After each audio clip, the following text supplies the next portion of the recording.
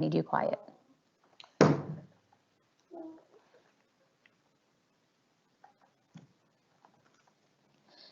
Good evening, everyone, and welcome to our College and Career Corner. Today, we are very excited to have ACT joining us. We are going to go ahead and get started. Remember that our College and Career Corner is every single Wednesday, 6 to 7 p.m. And I just want to put a quick buzz out there for those of you guys who do not know that we started a YouTube channel called The College and Career Corner, where all of our College and Career Corners are available to you on demand. This presentation will be available to you on demand. And also coming up on February 7th, we have our big virtual HBCU fair with tons of people coming in. Howard University, we're going to have Spelman College. We are going to have all the flagships, plus all of our HBCUs right here in Broward County. So stay tuned for that. And we have special appearances by Ryan Jamal from Pose and Anthony Anderson from Blackish that are going to come and say a little something to you because they both went to an HBCU. But without further ado, let's get started for today's presentation. And we are going to go live.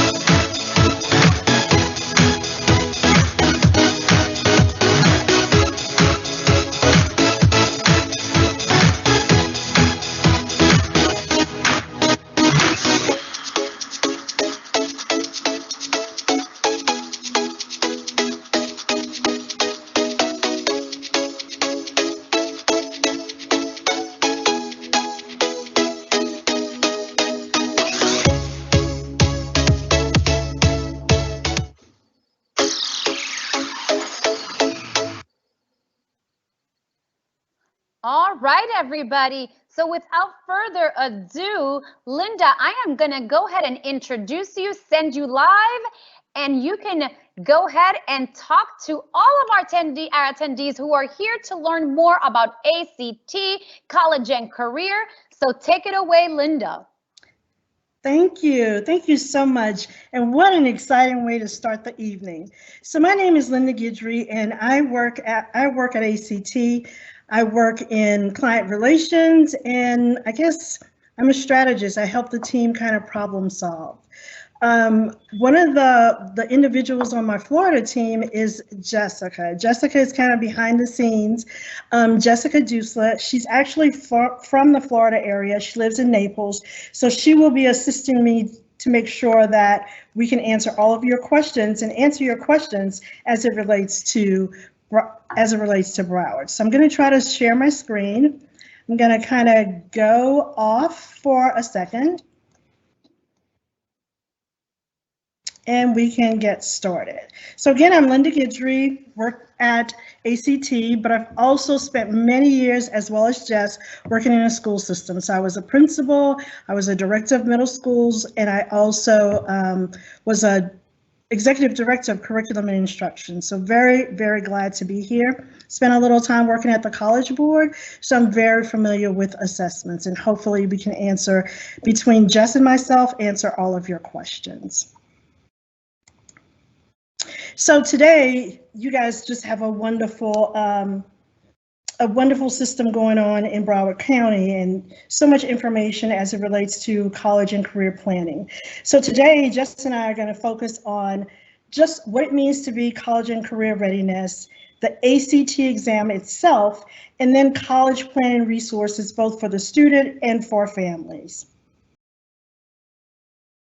So just a reminder in terms of the college and career readiness, it's a whole lot of words, but basically it simply means what are the skills and knowledge that you need to be successful beyond high school. And that could be 2 years, it could be 4-year program, technical school, a program where you're seeking a certificate. So what are those skills to make sure that you're ready? And so that's going to be the bulk of a lot of our conversation tonight, is just so you guys have information so that you can check yourself periodically to see, am I on the right track?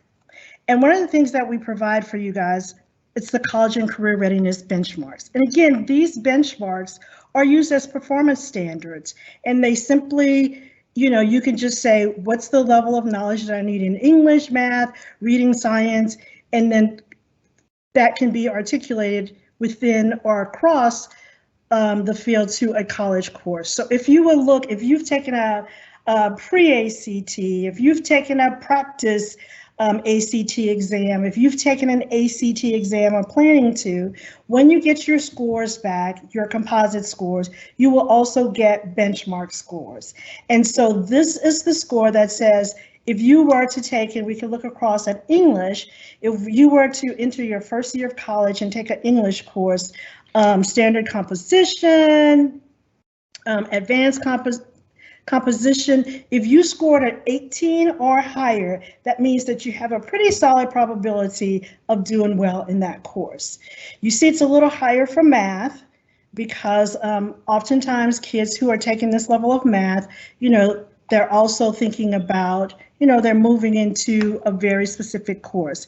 So reading is also a 22. Reading is important, and it's really important that we really focus on the rigor of the reading. So we want to have that text complexity. Science is a 23. You can combine your English and language arts. So it's English, reading, and writing if you were to take that, and it gives you a benchmark for ELA. And STEM is a combination of math and science. And again, you'll see that's much higher because kids who are going into the STEM careers, they typically will start in, in the sciences like the calculus, and you're going to start in maybe engineering 101 really soon. So just a way that you can check to see, well, how am I doing? Am I on the right path? You can use the ACT benchmarks. Simple things that we want to talk to you guys about is really making sure that you understand and that you're putting in the time to prepare and that you have all the information to register for an ACT exam. So we just want to spend a little time understanding the ACT exam itself. One of the first things that you guys can do is just kind of look at the framework of the exam, understanding how many questions are there in English? How many questions are there in math, reading, science? Just having that knowledge before you go into a situation can really kind of help you think about your pacing. And then as you do practice, you can do little sprints, so you can time yourself to see how much time that you're spending on a question. So for example, look at math. There are 60 questions, 60 minutes. You might think, oh, a minute each, but we understand when we're taking these types of tests, it may take us a lot of time on one question. So just kind of thinking about it and how you want to really pace yourself so that you have the time to process it. So anytime that you can spend understanding the test, that gives you an advantage. This is not something that you want to do, particularly if you're a junior or senior going into these situations really cold. So you want to have as much exposure and experience as possible. So this, and we're going to share this with you, I guess, as a link later on. If you want to get descriptions or descriptors about all of the categories within a particular test, this right here we will give you the information. So you can go to English, and we have the links that we will provide, and it will give you examples of the English questions, the type of questions, talk about the different passages that are part of the exam itself. So a lot of opportunity to get really, really familiar with the test beforehand. And then changes, just so you guys know, there are a couple of changes to the exam, particularly as it relates to reading content. So you may experience a passage on the reading test that will be accompanied by a graph or a figure or a table. You know, that's something that we find that we need a little more practice as we move forward. And then super scoring. We know that that was released or came on board a couple of years ago, but just want to call it to your attention. And that's multiple testing experiences, and we're taking the best subject area score. Watch policies, be very careful. All watches must now be removed and placed face up on the desk. And you have to leave them in your room, in the testing room, when you go for a break. So this may not be the time to bring that Rolex into the testing center. Also, we want to make sure that those students, or if you think you qualify for a fee waiver, this is a great opportunity for you to actually take the test with a fee waiver on a Saturday. This is through our national ACT testing program, because if you register for the test with a fee waiver, then you receive 6 months free access to the official ACT self-paced course, and it's powered by Kaplan. So if you think that if you think that you qualify, you may want to check with your counselors to see if you qualify for a fee waiver. And if you do, then you have access to 4 fee waivers that you will use, typically 2 in your junior year, 2 in your senior year.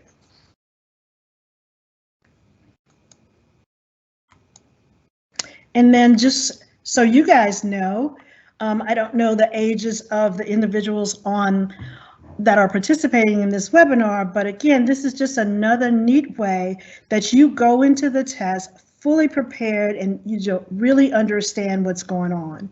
So for example, what I mean, so I will look at geometry, right? And I don't know if you can see this. I hope this is not an eye test.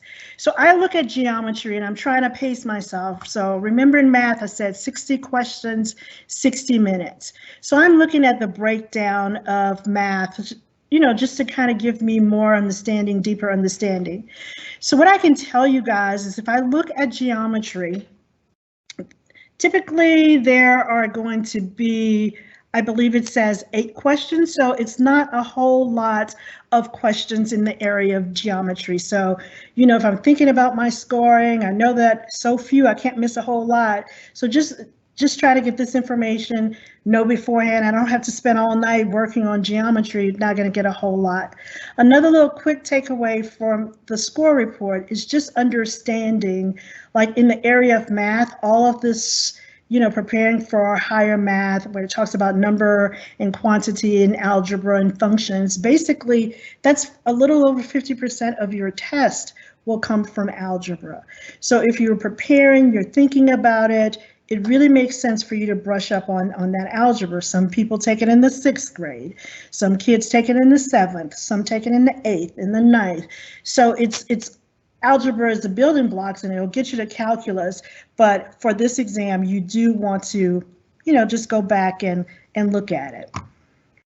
So again, just knowing what the expectations are, it helps you in your planning. And then how our scores are used. So you're going to do all this work. You're going to get yourself prepared for the exam, take the exam. After exam, you get your scores. And just kind of thinking about how scores are used. So in the normal situation where schools were requiring or accepting college entrance exams, the scores would be used one of 2 ways. So it may be a situation in the college or university that you're interested in that they don't super score and they just take your highest composite score. In other situations, it may be that the school that you're interested in or you're applying to takes a super score. And what the super score is that it just takes the highest section test or the highest test score and then uses that for a composite. So you see with the single score, it was in June. That's where I ended up with my highest composite. But when I looked at the super score, I had a score from English in June. I had a score from a math score from September, so forth and so on. And here, when I super scored, then my score is a 23. So in addition to kind of understanding the makeup of the test, you also want to spend a little time looking at the schools that you're interested in to see what type of scores that they take. And here's just some examples of how the ACT score is used. So yeah, you know, it's used for college admissions, or in some instances, as we deal with the pandemic, it might not be used in the traditional way in terms of college admissions. But I want to call to your attention just a lot of different ways that scores are used. And again, these are just examples, but it's not everything. So the composite score, oftentimes that, again, college admissions, dual enrollment, they'll look at the composite. Oftentimes if you're competing to enter into the honors program, they'll look into your composite scores. Scholarships, it may be a state scholarship, or it may be scholarship from the college or university that you're interested in. They will also look at composite scores. Subject scores. Oftentimes, subject scores can be used for course placement, the colleges and universities, and even sometimes in the high school setting, they're trying to figure out what is the best place to support you and to allow you to just thrive. Dual enrollment. Also, they will use these scores for competitive majors like engineering or math or just different types of sciences. So they will use that specific, or if there's a really profound or really well-known reading or English program at this college or university, then they would use those scores. And then NCAA eligibility is another way that they use the subject scores in thinking about overall how we can provide academic supports for students at the high school level as well as the college level. And just a little reminder of NCAA, I was sharing with Ms. Lopez earlier that my son plays college baseball, and I do recall the time of NCAA and filling out those forms and eligibility. And it's important that we do understand how NCAA uses the score. And again, they use like a sum score, and they calculate English, math, reading, and science sub-scores. And you know, the higher the score, the lower the GPA. So again, this is very beneficial for all of you out there who want to play college ball, just to really work on those scores. And again, they're going to take the best sub-score. Do we have any questions before we go into test prep?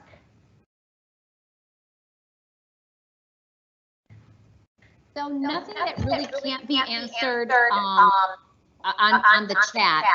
There is a question regarding colleges and what they like to see as far as ACT scores, but I want to let everybody know that that's to be researched in specific college. I will put it in the chat what our SUS schools are, which are our state university school systems, but every single college or university has their own criteria when it comes to acceptance. So some maybe like a 26, some do a 23. We also want to check your ACT scores when it comes to Bright Future. So that's going to be a little different as well. But other than that, we're good answering the chat. So we'll continue, Linda. Thank you. So that's a nice segue. So one of the things that I want you guys to continue to remember is that, and I think I talked a lot about it last year, one of the things that you want to do is that you want to create a college list. And, not like my oldest daughter, I think she may have had 25. So reasonable list of 10 to 12 colleges. And that's what Ms. Lopez is talking about. That's when you spend your time researching these colleges, so you understand their expectations. You look at the freshman profile to kind of give you an indication of kind of what's the average ACT score. So maybe one of the first things, and I failed to mention, is that you're going to have to do that initial research, making your list, and then figuring out if that's a good fit for you. So as we continue to talk about the ACT, excuse me, or the SAT, because you still have to practice. As we think about the ACT, I want to make sure that you're aware that there's a lot of free prep. And so what I have shared on this screen, as well as we will have the links, is just how you can access that. So there's free test prep, and that's actually a picture of this where it says navigate your future. So the free test prep, it's a free download, and it gives you strategies and just practice, just getting you ready for the test. One of the other things that you can do is actually take a practice test, and it's called Preparing for the ACT.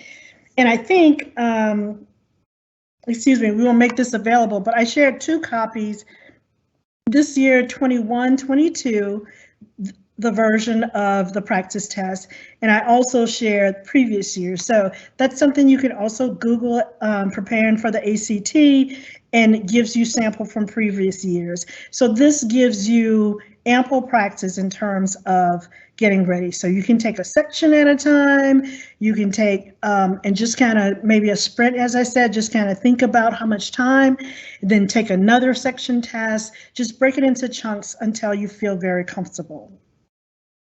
Fee waivers, I continue to emphasize that because it just opens the door to a wealth of resources. So again, check with your counselor if you think you qualify for a fee waiver, free or reduced lunch, participate in a program like TRIO, Upward Bound. There are different ways that students qualify, so check with your counselor. And then I'm going to also talk to you about just a free partnership that we have with Kaplan.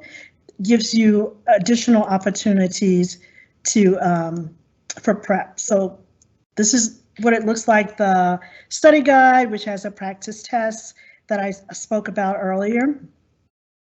And it'll give you directions, tell you when to start.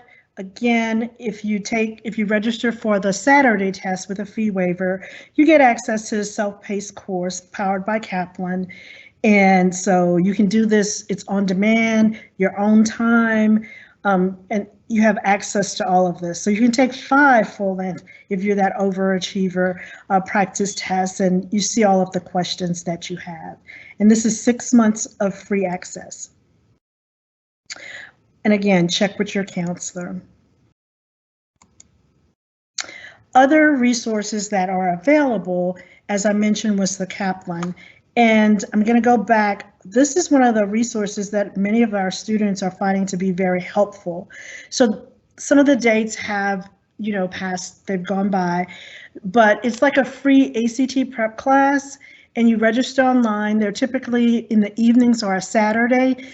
Sometimes it's just nice to get a different perspective. I know we work with our teachers all the time, but just kind of get in a group and just try to, figure that out. So here are the details, and parents, you are more than welcome. There are also, if you go to this website, and there are free events, and it talks about events targeting parents. So please accompany your students just so you can maybe get some ideas in terms of how you can help your kid.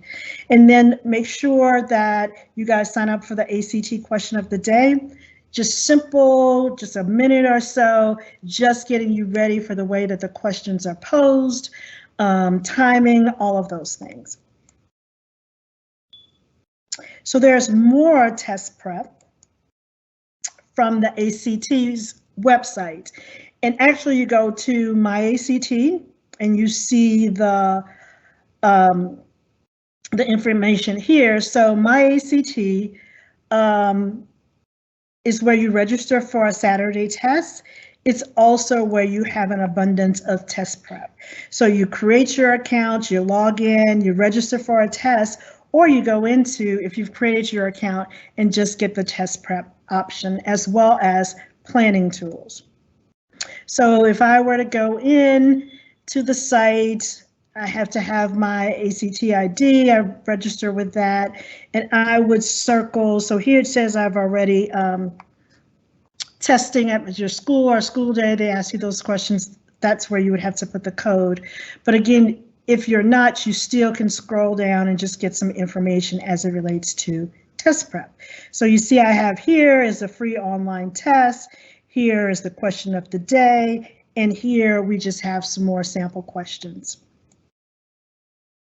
If you were to take a pre-test or if you were to take a practice test, you see you take the test by sections. So I can take a practice test in math, science, pause, come back, and just continue to work on my schedule. So here is an example of an English practice test, and maybe didn't do as well as we wanted to. And then what happens in my ACT is that it identifies resources based on your answer. So it shows you the answer to your question, the correct answer, and then it'll tell you, yes or no, you got this correct. And then it gives you some more helpful resources for your questions. So you can find videos for the questions to support the question on the practice test. And here's an example of what the question would actually look like. And again, 75 questions, 45 minutes. Still continuing with prep that you could have signed up for in my ACT. The question of the day, it's push out, you just kind of work on this. Here you see the question of the day from January 20th last year.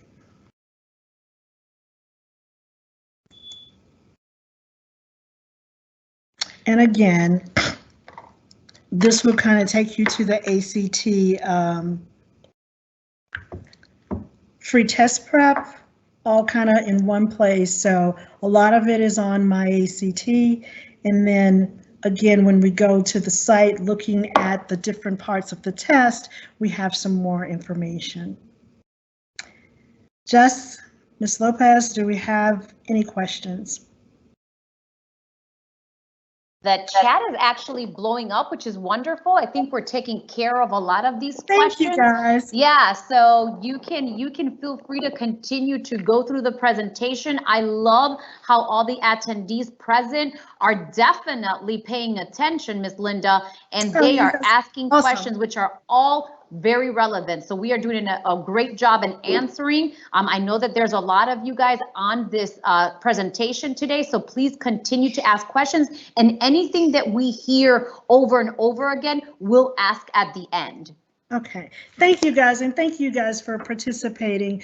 Just to kind of summarize where we are so far is that it's just like everything that you do. You play an instrument, you play a sport, you getting ready for your driver's license. Everything is dependent on practice. So practice, practice, practice. Know as much as you can about the environment that you're going into. That's why I say take a test. Take a quiz, look at it, know how many questions, and then access all of these free resources. And a lot of the resources are both in English and Spanish. So just make sure you check it out and build a plan. You know, nothing just happens. You know, give yourself 4 to 6 weeks before the test and then just kind of map it out. I want to take a pre-test first and see how, you know, a practice test first, see how I do. Then I want to spend a week, you know, give myself 5 weeks, take the test, the practice test, then a week on English, or, you know, a week on math, a week on reading, you know, a week on science. So have a plan. And that's a nice segue, I guess, to ACT college planning tools. So again, if we have some parents on the line, some other family members here, we can find some additional resources for you guys. So still on my ACT, we have college and planning tools. So it's really, really important. I could have started with plans right here, where we begin with the end in mind. So what is it that I'm interested in? What do I want to do? And then I go and research the colleges or programs where this exists, and then I figure out what I need to do to get there. So that all of this works together. So we're all interested in many things. So one of the things that we can do is just go into My ACT again. So it's My ACT, you see my.act.org/plans. And so it just kind of gives you different inventories, different career paths that you can explore. So this is just a lot of information for you. So again, I guess the takeaway, everyone, is if you do not have a My ACT account, that's something that we want to work on, because there's a lot of stuff there for you. So again, we're going to hit plans. And one of the first things that you want to do is take an inventory. So I saw earlier that there were some messages about Naviance, and I believe there are some interest in some inventories there. Anywhere that you have access to these inventories, just go ahead and take them. So that gives you better information about what you think will be a good fit for you. And it also gives educators information about, just preparing programs that best fit your needs. So go ahead and make sure that you participate and take these inventories, explore different schools, just find majors, all these different things. And so this is what you would see if I clicked on inventories, it would just have this information here. And it would talk about my interests, abilities. We can look at values and just kind of narrow it down, because there are so many interesting things out there, but we really want to find something that we enjoy doing. And so as a result, you will have a career map, and it just kind of summarizes or gives you an area where you have like the best match. So again, we're always going to do those things that are near and dear to us, but just giving just a little more information as you sit with your families and make those decisions. So it's going to help you identify potential occupations based on your responses. So it's very important that you take your time and your responses are really true to what you're thinking, so that we can have that data at least at a starting point, as a starting point. So again, just a visual overview of your colleges and college majors that might be a good fit for you. So any questions? I'm going to go on to registration. So I do want to ask a question that I feel like it's getting asked in the chat a lot. And since you have worked for College Board in the past, I think this is a good question for you to answer. If they're asking, is it more important to take the ACT versus the SAT? Or if I've taken the ACT in the past, should I take the SAT now? Or if I've taken the SAT in the past, should I take the ACT now? That keeps on coming on a lot, and I think it would be nice for them to hear it. Good question. Yeah. So, if the situation ever presents yourself where you have the opportunity to take both, then oftentimes, particularly when I worked in a district and, as I've worked in assessments, it makes a lot of sense for you to do that so that you can see which test works best for you. So that's one way that you can help make your decision. The other way, and this is really the way that I had conversations with my own children, was really based on kind of where they felt their strengths and weaknesses were, because of the way that the tests are scored. So both the SAT and the ACT, the way that they are, the tests themselves are really designed to assess a rigorous high school curriculum. So they have that in common, but the way that they are scored are different. So for example, the ACT, you have 4 specific tests. And so you have English, you have math, you have reading, and you have science.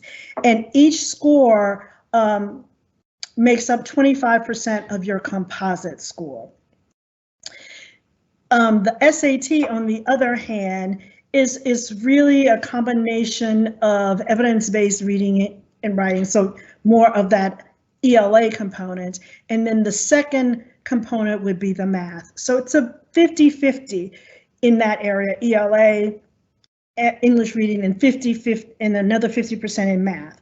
So when I had the conversation with my kids, and they both had the opportunity to take both, although we knew immediately that my daughter it was SAT for her. She's really, really math inclined and just was concerned about all the other, she's just a data person.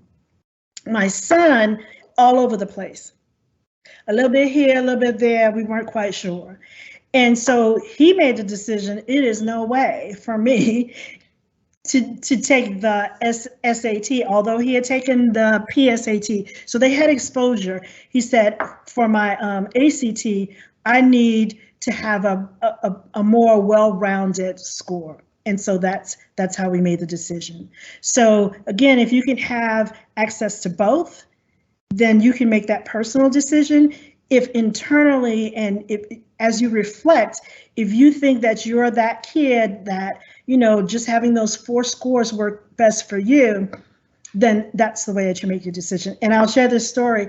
It worked out for my son because he ended up taking his ACT. He took his ACT at a neighboring school, and he'd always participated in school day at his school. And so he goes to neighboring school, never even thought about a calculator. So he takes his ACT without a calculator. But fortunately, unbeknownst to anybody, because we never saw him ever read, he had either 35, 36 on his reading score, and that offset that math score, which wasn't as high as it could be. So I hope that answered the question for you guys. Yes, so try both if you can, and just be reflective in terms of, what kind of student you think you are. So it's no right or wrong.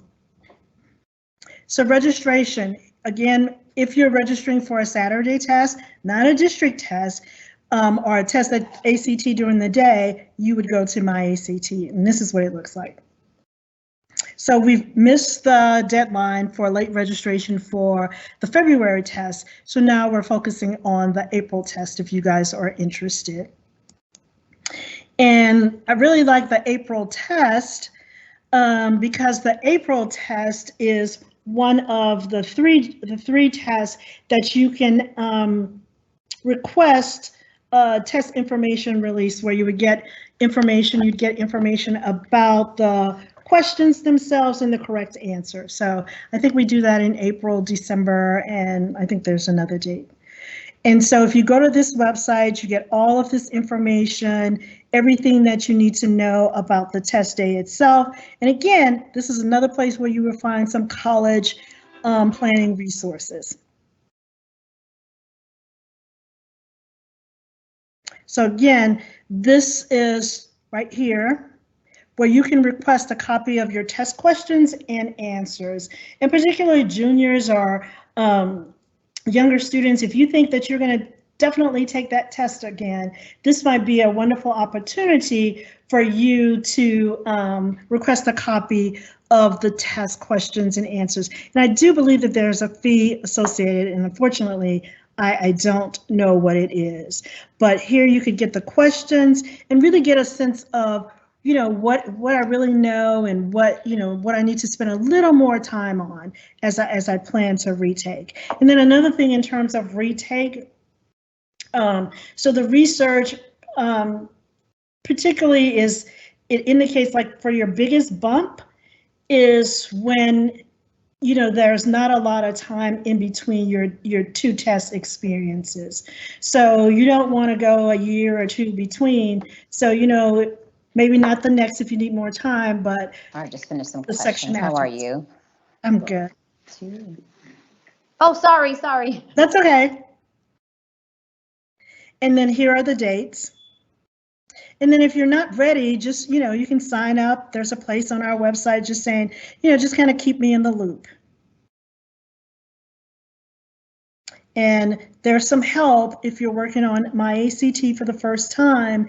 There's some customer support that I just wanted you guys to be aware of. There's a form that you can fill out to merge accounts, just all of the different things that can happen. So I wanted to make sure that this was available and could reside in the College and Career Readiness Corner should a student and or a family have some issues or a problem, they know where to go.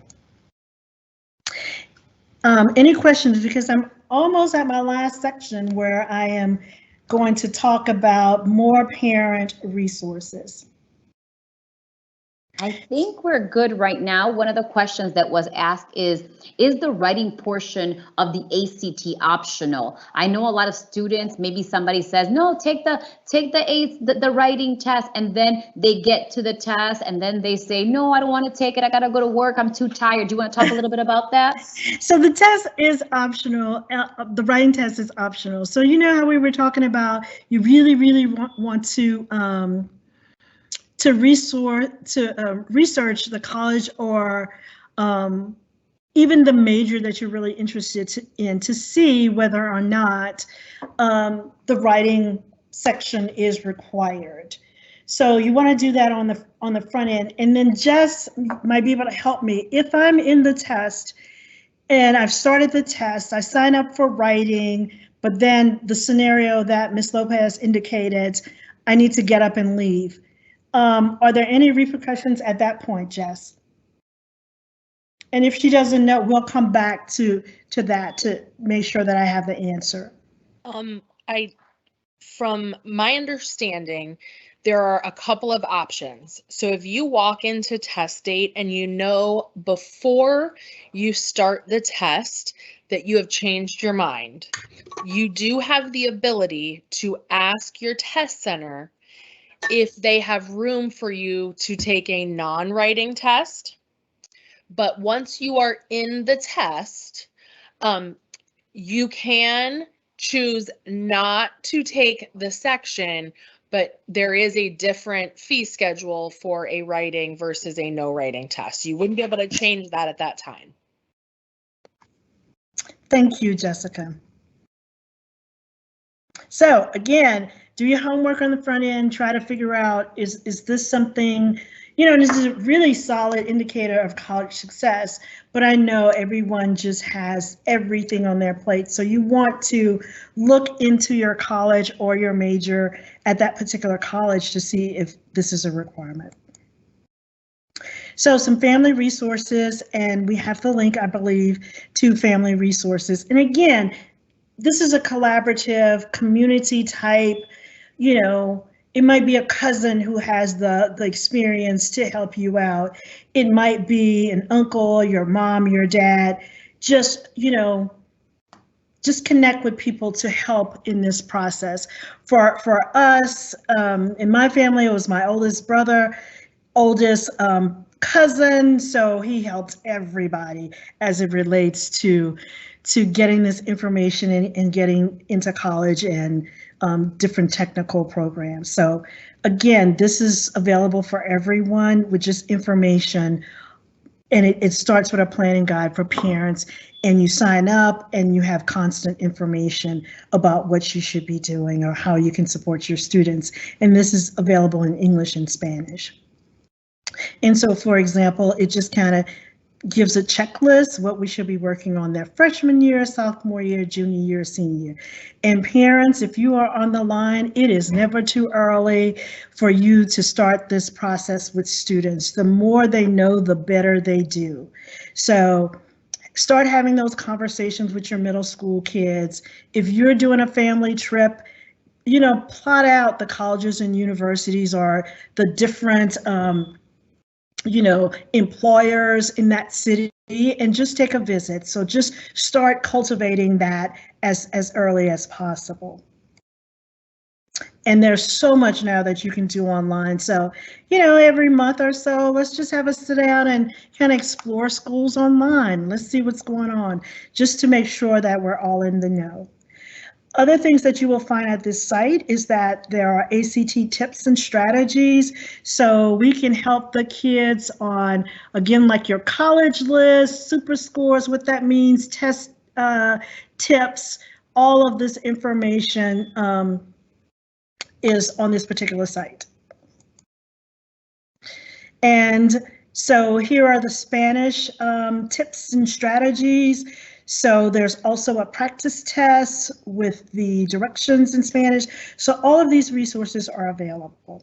And then finally, you've done your homework in terms of getting ready for the test. You've done a lot of research around post-secondary planning, kind of thinking about what it is that you want to do. You may have some shadowing experiences or interview a couple of people. You do your test prep, you take the test.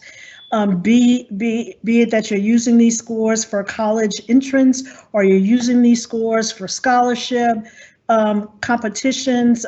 Just maybe I need this for Florida Bright Futures. So all the different ways you've taken the test, you've gotten the scores, what are the next steps? So the final things that you want to do is that really start using that data after you've taken the test.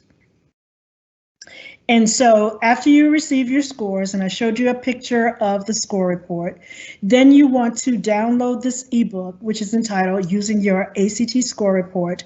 And then it really gives you the power to make some decisions about what I need to do next, where I need to work a little harder. Oh, wow, I mean, I really did that. You know how the kids, I really did that. And maybe I need to have a conversation with my counselor and my parents, making sure that I'm taking the right courses because, you know, I did really well. So you want to have this information at your fingertips. Take a look at the interest major fit section and just kind of say, oh, you know, maybe this opened my eyes to a different path or just more information.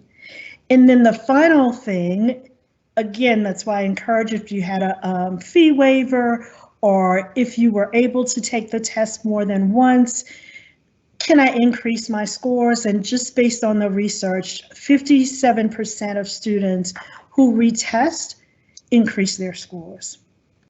So just a lot of information that I hope is very helpful as you guys think about what you want to do post-secondary. And again, don't limit yourselves, just continue to explore things that are available to you. Use all the resources that we have at ACT, use the resources that are available at the College Board, use all of the resources that are available at Naviance, everything that you can get your hands on to make the best decision.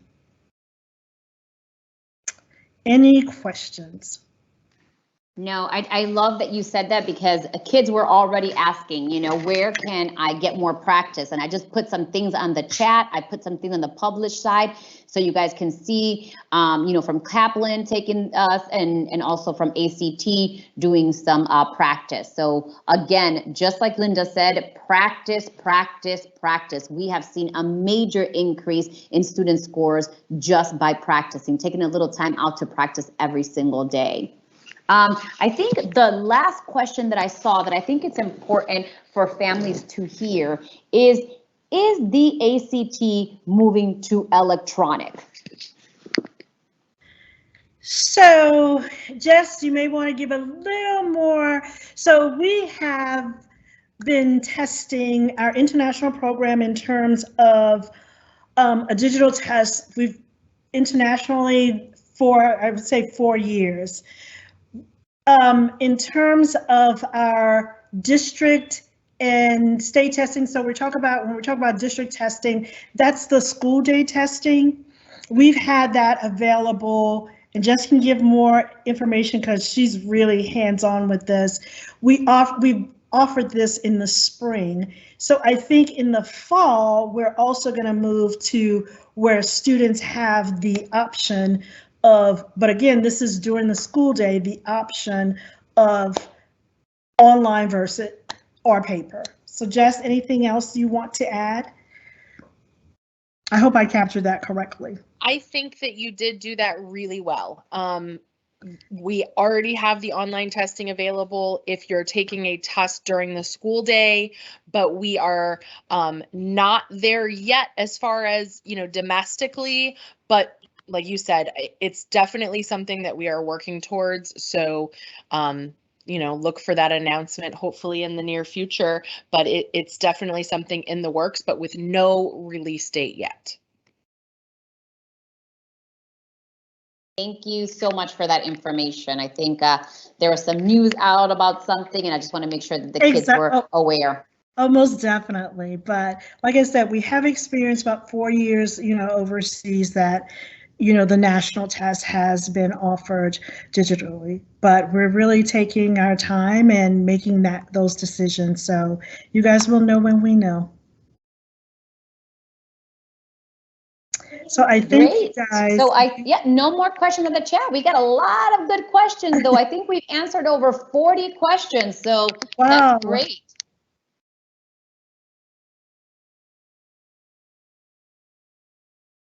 Are we still here? Yeah, we're still on. Yep. So I'm glad that, thank you, Jess, so much. And just so you guys know, Jessica, like I said, she is the hands-on go-to person for all of South Florida, but, particularly for Broward. So while I work at the, just as trying to find strategies that support many school districts, she really implements at the district level. So Jess is really a person that you guys want to know also. Very good. So if there are no further questions on the chat, we are going to say goodbye from our College and Career Wednesdays. Remember that all of this information will be available, so even past events, and it is available through www.browardschools.com/brace, or you can visit and subscribe to our YouTube channel called The College and Career Corner. Again, that is called The College and Career Corner. It is, I will drop in the chat in a couple of seconds, but thank you guys all so much for joining us. Tell your friends, tell everybody, and don't forget about our HBCU Fair happening February 7th, kicking off at 3 p.m. And stay tuned for our February College and Career Corner. Thank you all for joining us, and have a great night.